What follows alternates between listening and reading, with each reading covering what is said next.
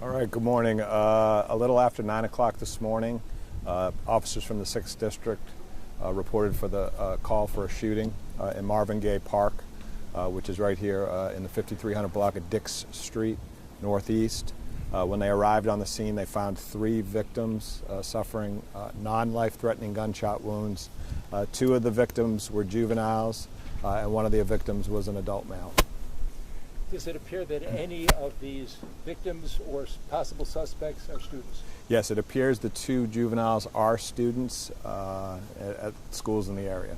So what, they were on their way to, the thought is that they were on their way to school or something? It's unclear whether or not they were on their way to school. The schools that they attend are not in this immediate vicinity.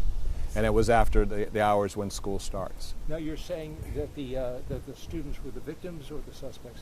Well, there's 2 things here. The 2 juveniles that we have are students at schools in this district, but not in this immediate vicinity.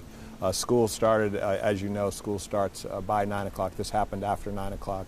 So it's unclear whether or not they were going to school. And the 2 victims are juveniles and they're students.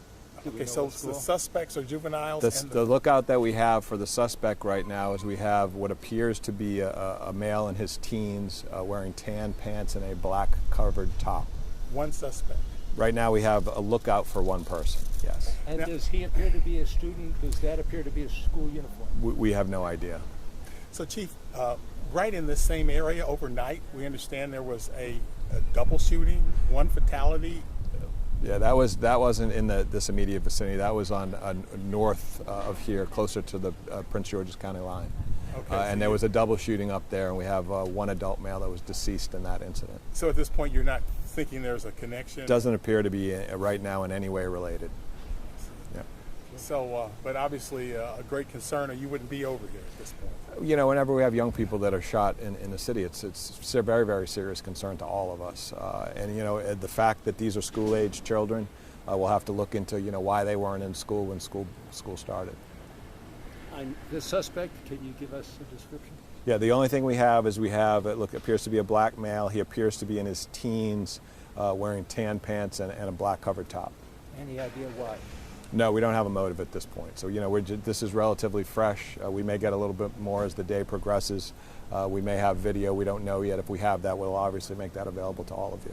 So, are there more officers out during school hours when youth are coming and going from school?